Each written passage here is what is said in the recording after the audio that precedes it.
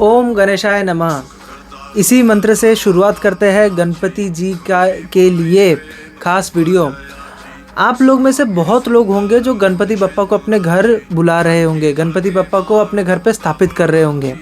तो आपको क्या क्या चीज़ों का ध्यान रखना है एज़ पर वास्तु कि वो गणपति जी, बेसिकली गणपति जी तो नहीं बट गणपति जी का जो बैकग्राउंड बनाएंगे वो सारी चीज़ें आपके लिए वास्तु दोष ना बन जाए और आपको भगवान का सही आशीर्वाद मिले, आपको उनका सही लाभ मिले।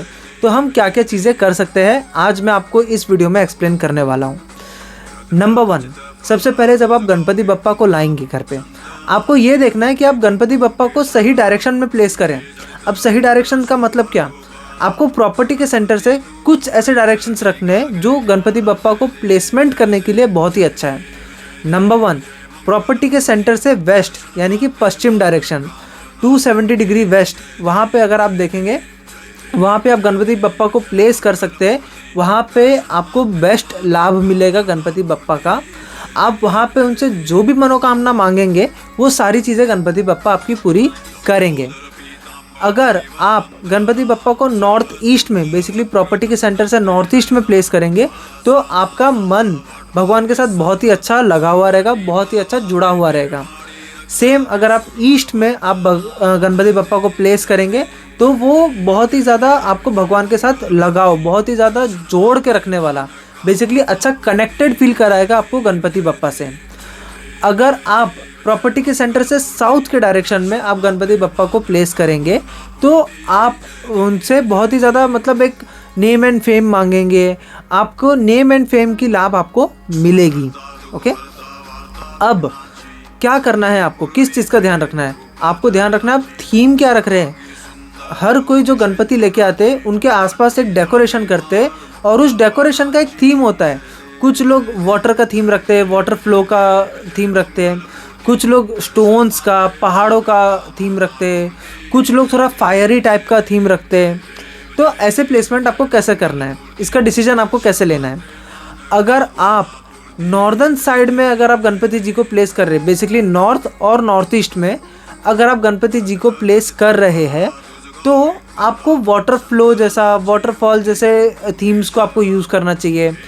अगर आप ईस्टर्न जोन में यूज़ कर रहे हैं, ईस्ट या फिर ईस्ट ऑफ नॉर्थ ईस्ट में अगर आप गणपति जी को प्लेस कर रहे हैं तो आपको एक नेचर लुक, आपको ग्रीनरी टाइप की थीम रख के आपको बहुत ही ज़्यादा लाभ मिलेगा। अगर आप प्रॉपर साउथ में गणपति जी को प्लेस कर रहे हैं तो आपको एक थोड़ा फायरी लुक टाइप का आपको थीम बनाना चाहिए।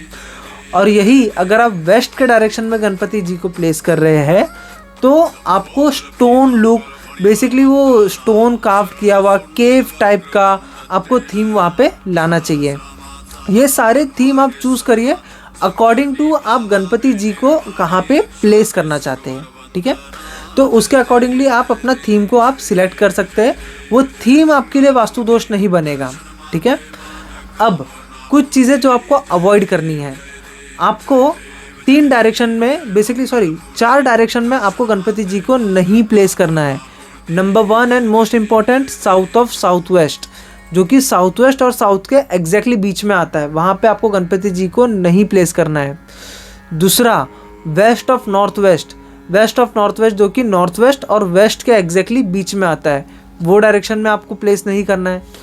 तीसरा, आपको north of north waste, basically north और नॉर्थ वेस्ट के बीच का जो डायरेक्शन होता है जिसको कहते हैं नॉर्थ ऑफ नॉर्थ वेस्ट, वहाँ पे आपको गणपति जी को प्लेस नहीं करना है।